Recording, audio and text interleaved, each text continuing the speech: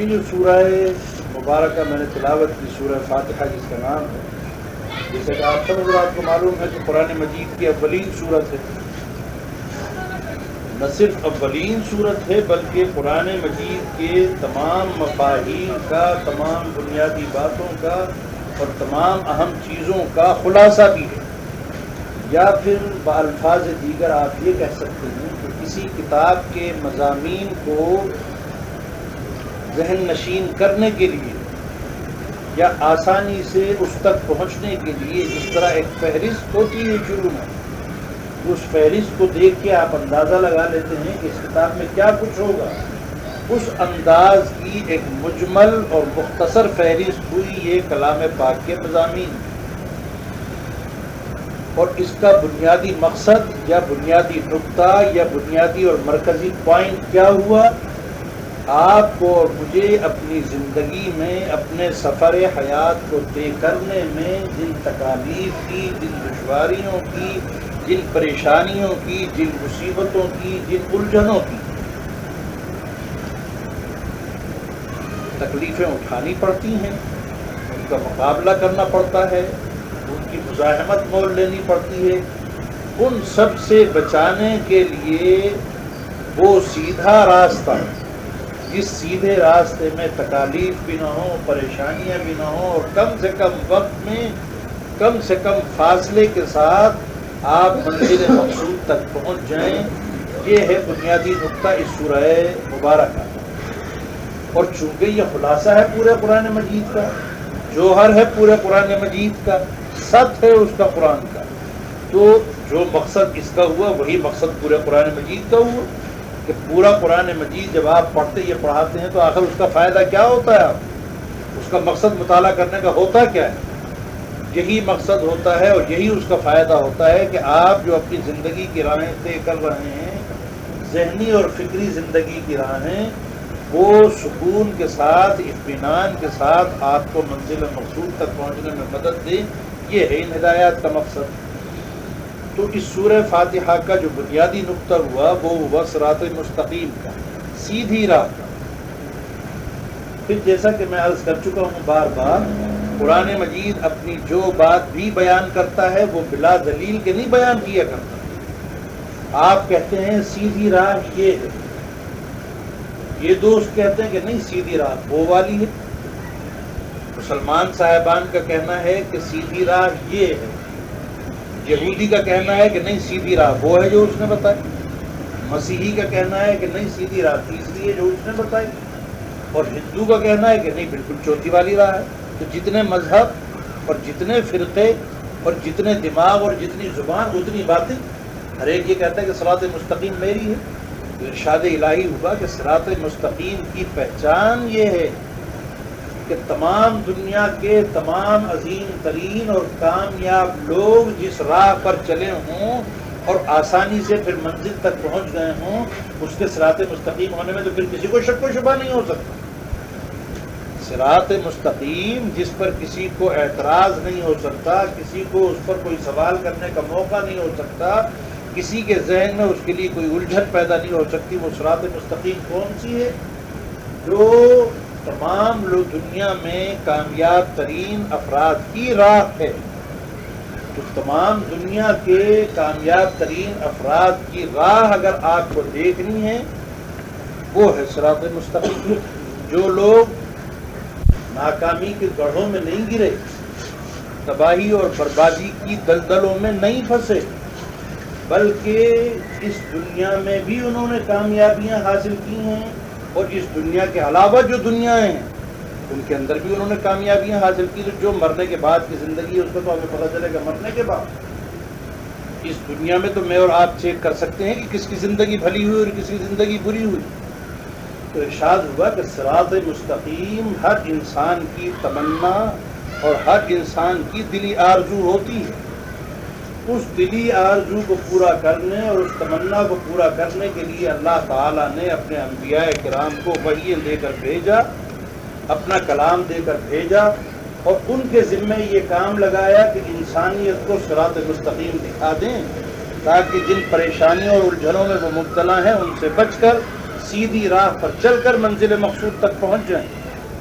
اور ان انبیاء کرام کے آخری نبی محمد الرسول اللہ صلی اللہ علیہ وسلم کو اللہ تعالی نے یہ ہدایت نامہ، یہ کلام پاک، یہ لا ریب فیہ کتاب عنایت فرما کر یہ کہہ کر بھیجا کہ تمام انبیاء کی جو راہیں تھیں اور تمام انبیاء کے جو ہدایت نامے تھے ان کے پاس موجود انبیاء اللہ کی طرف سے دیے ہوئے، ان سب کا اہم ترین خلاصہ، ساری ضروری باتیں اور وہ جو مقامی طور پر اپنے ملک اور اپنے قوم کے حوالے سے ان اصولوں کا انطباق کرتے تھے، ان کو چھوڑ کر جو بنیادی باتیں ہیں وہ سب ہم قرآن مجید میں پیش کر رہے ہیں۔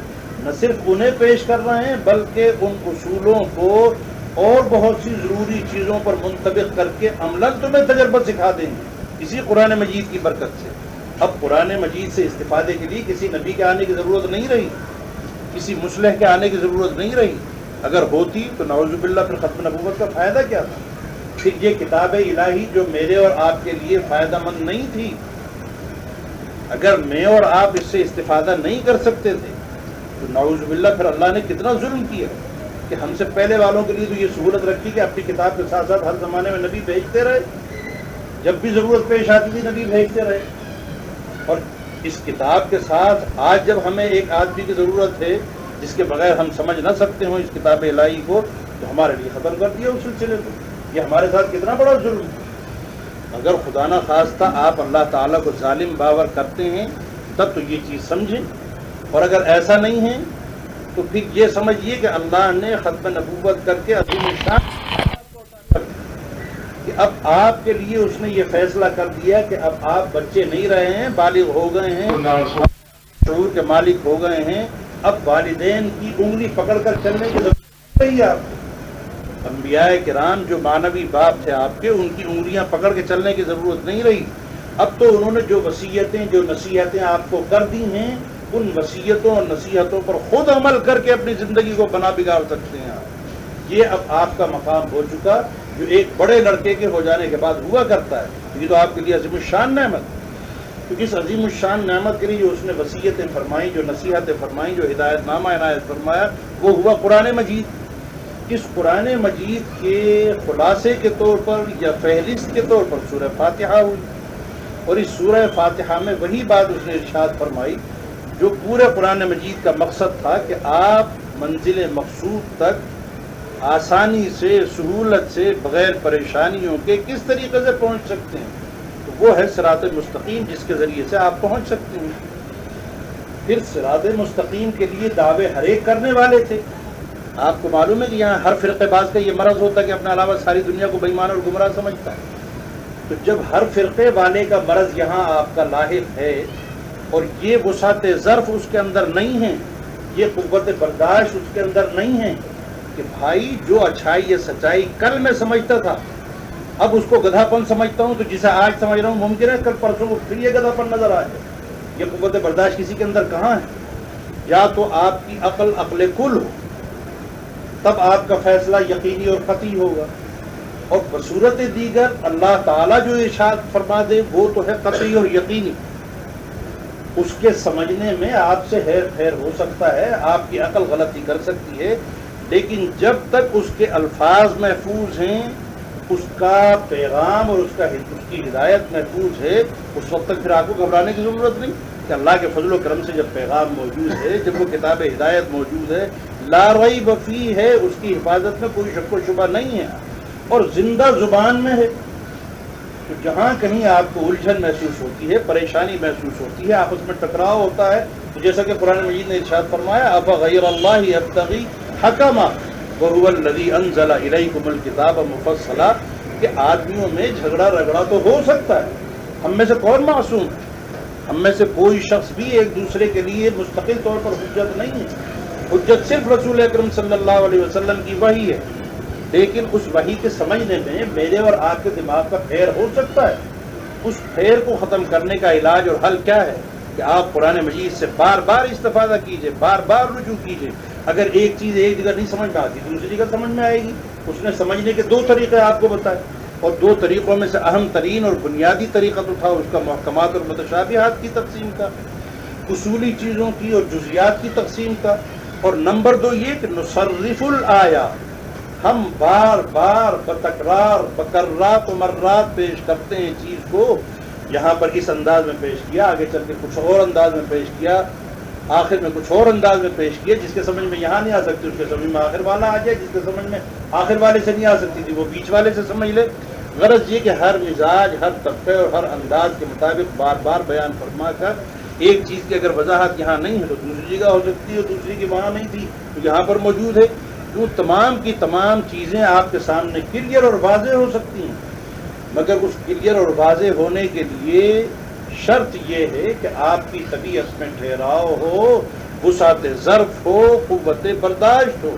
اگر بات سننے سمجھنے کا مادہ نہیں ہوگا تو میں خاندانی طور پر جس فرقے کے اندر پیدا ہوا تھا اس فرقے کے علاوہ میں تو کسی کی بات سننے کے لیے تیار ہی نہیں ہوں گا، اس لیے کہ میرے ذہن میں جس فرقے میں پیدا ہوا ہوں بس وہ ازلی ابدی برا، اس کے علاوہ کچھ نہیں۔ اور جب یہ والی بات ہوگی تو آپ کی تبلیغ تو پھر دھری کی دھری رہے گی، اس لیے کہ دنیا میں جو بھی کوئی شخص ہے اپنے ماں باپ سے کوئی نہ کوئی فرقہ یا کوئی نہ کوئی ذہنیت لے کر آتا، جب لے کر آتا ہے تو یہودی یہودی رہے گا، مسیحی مسیحی رہے گا، ہندو ہندو رہے گا، اسلام کی تبلیغ تو کوئی قبول نہیں کرے گا، اس لیے کہ وہ قبول کیوں کرے؟ وہ کہتے ہیں کہ میں نے تو جو کچھ سمجھ رکھا بالکل صحیح سمجھ رکھا ہے، میں نے جو سمجھ لیا وہ ازلی ابدی چیز ہے، اس کے اندر رد و بدل نہیں ہو سکتا۔ جب آپ کی قوت برداشت نہ ہو، آپ کی وسعت ظرف نہ ہو، پھر آپ سوچنے سمجھنے کے لیے کیوں تیار ہوں گے؟ پھر آپ کا مزاج تو ہو گیا یہودیانہ، کہ یہودیوں سے جب ارشاد ہوا کہ بات کو سمجھنے کی کوشش تو کرو، کہ قوموا للہ مثنی و فرادا ثم تتفکروا، سوچو تو صحیح، کچھ اپنی عقل کو کام میں تو لاؤ۔ وہ کہتے ہیں نہیں ہمیں اس کی ضرورت نہیں۔ وقالو، پھر وہ کہتے ہیں جواب میں قلوبنا غلف، ہم نے غلاف چڑھا لیا، ہم کسی بات کو سوچنے سمجھنے کے لیے تیار نہیں ہیں۔ تو اللہ کے بندو جو سوچنے سمجھنے کے لیے تیار نہ ہو اس کے لیے تو پھر اللہ کا فیصلہ وہی والا ہے کہ سواء علیہم اانذرتہم ام لم تنذرہم لا یؤمنون، ایسے ڈھیٹ لوگ تو پھر کبھی ایمان لائیں گے نہیں، حق بات کو کبھی تسلیم ہی نہیں کریں گے، اس لیے کہ آپ سمجھائیں نہ سمجھیں اسے تو ماننا نہیں۔ خیر، پھر پلٹ کے آ جائیں اپنے پوائنٹ کے اوپر کہ اس صورت کا جو بنیادی اور مرکزی عنوان ہے اور جو مقصد ہے وہ کیا ہوا؟ صراط مستقیم۔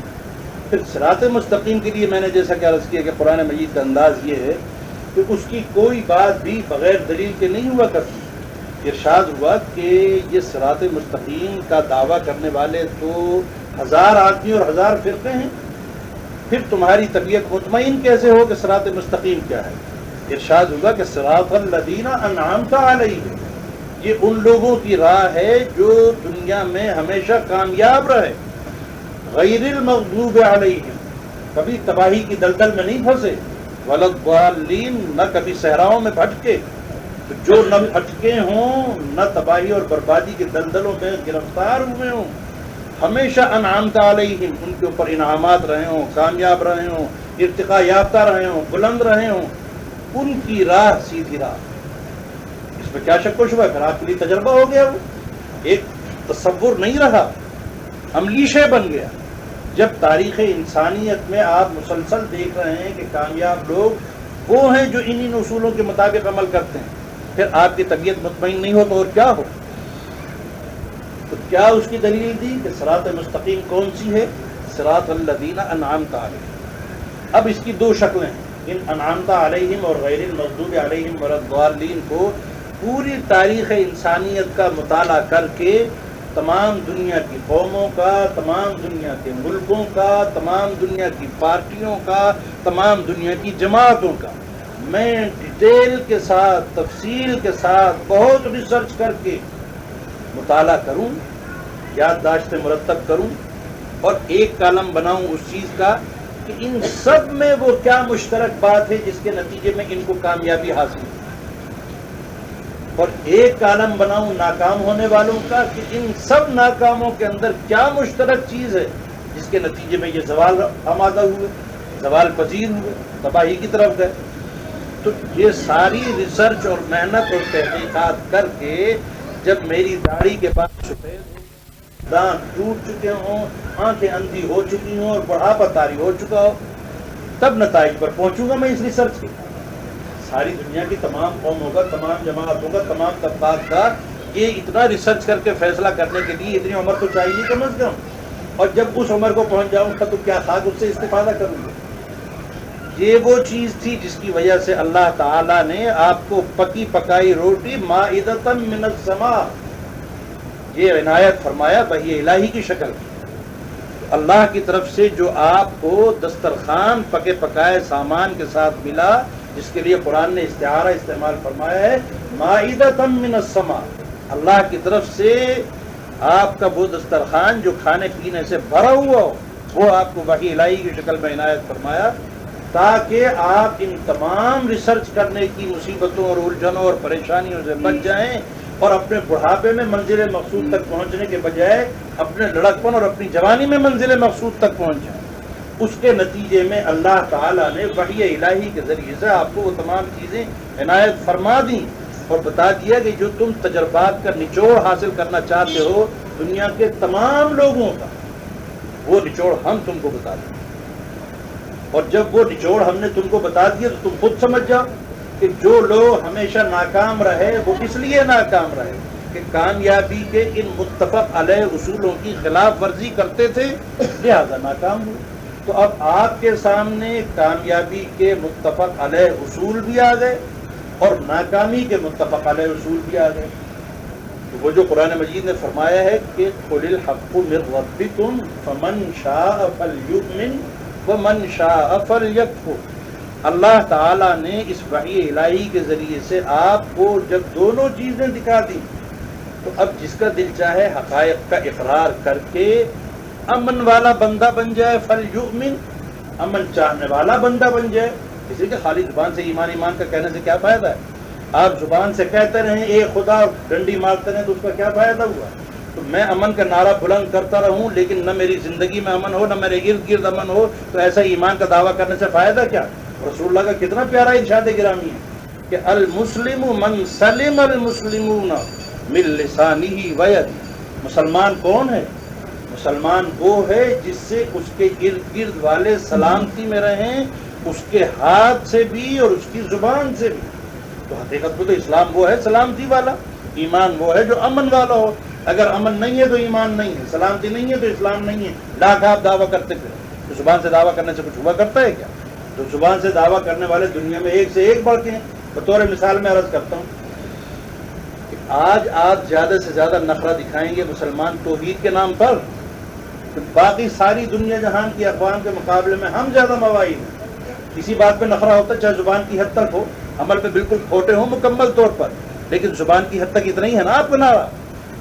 لیکن اگر آپ نے دیکھا ہو آریہ سماجیوں کو، اور چونکہ اب ہندوستان تقسیم ہو چکا آپ کو زیادہ تجربہ نہیں ہوتا ان کا، ورنہ آریہ سماجیوں کی تحریک دیکھیں، ان کی توحید کا انداز دیکھیں تو ان کا سب سے بڑا تنقیدی پہلو یہی ہوتا ہے کہ دنیا کے سارے مذاہب مشرکانہ ہیں ما اسلام، مسلمان اور اسلام بھی مشرک۔ اب فتویٰ بازی سے بچا کو آپ مسلمان ہونے کے باوجود فتوے سے تو نہیں بچ رہے، اور ان کا کہنا یہ ہے، پھر دلائل اپنے دینے کی وہ کوشش کرتے ہیں، تو اپنے نام نہاد توحید کے نام پر وہ کہاں سے کہاں پہنچنا ہے، اور شرک کے حوالے سے آپ سب کو مشرک قرار دینے پر کہاں تک تلے ہوئے ہیں۔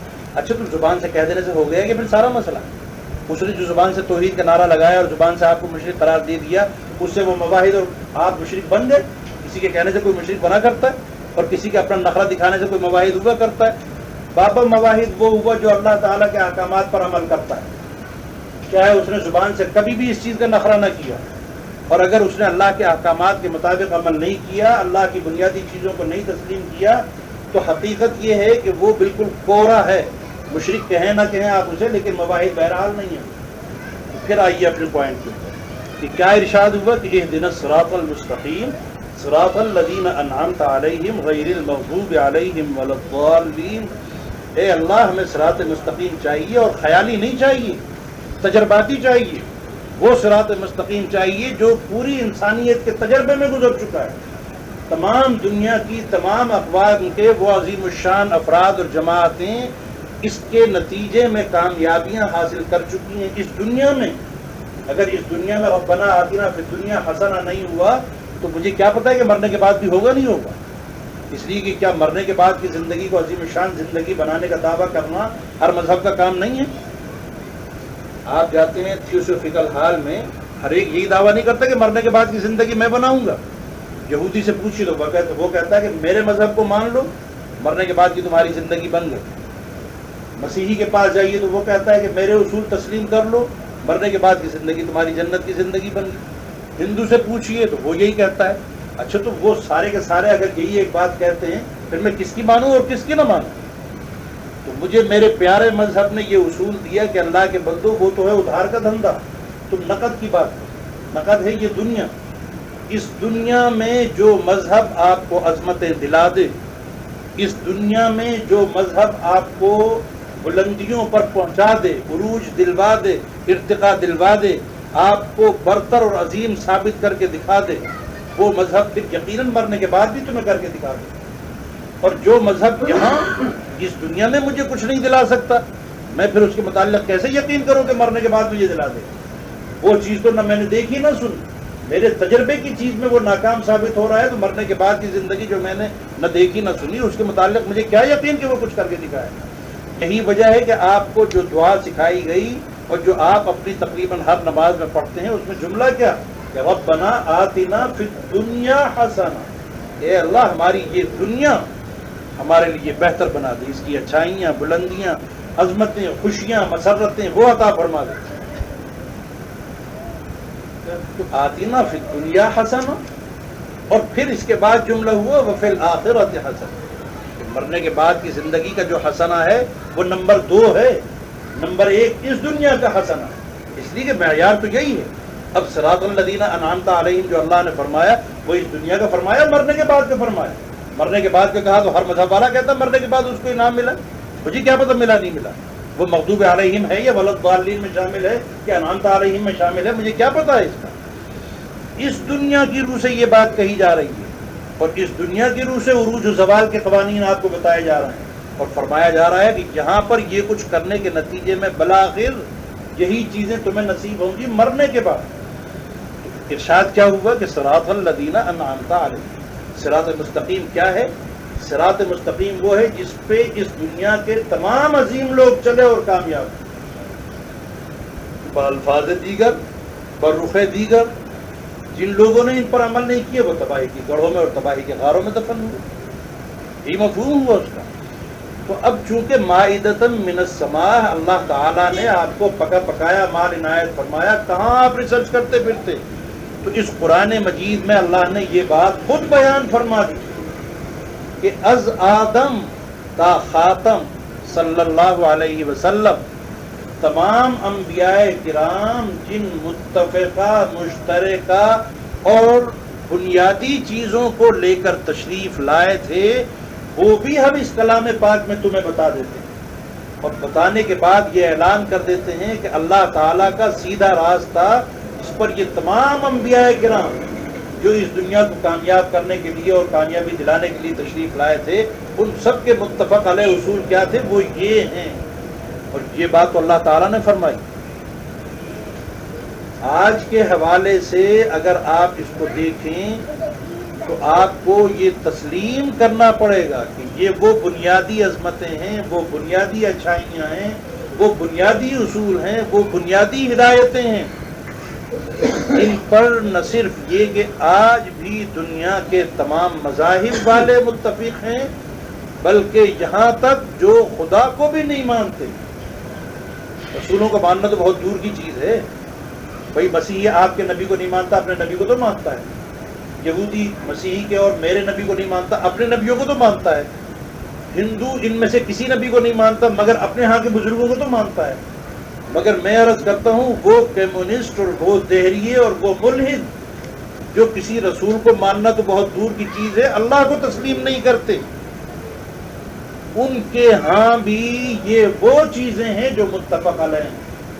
ان کا معاشرہ زندہ رہ نہیں سکتا جب تک ان متفق علیہ چیزوں کو وہ تسلیم نہ کریں. سچ بولنا، جھوٹ نہ بولنا، دوسروں کے مال میں ڈنڈی نہ مارنا، دوسروں کے ساتھ عدل و انصاف سے پیش آنا. آپ فرمائیے کہ اس کی خلاف ورزی کرنے کے لیے کون تیار؟ کیا رشیا تیار ہے؟ کیا چائنا تیار ہے؟ کوریا والا تیار ہے یا کیوبا والا تیار ہے؟ کون تیار ہے؟ وہ کسی مذہب کا ماننے والا ہو یا کسی بھی مذہب کا نہ ماننے والا ہو، سب متفق ہیں ان بنیادی چیزوں کے اوپر. کہ دنیا میں زندگی کو کامیابی سے گزارنے کے لیے ان اصولوں پر ہمیں چلنا پڑے گا. یہ اتنے عظیم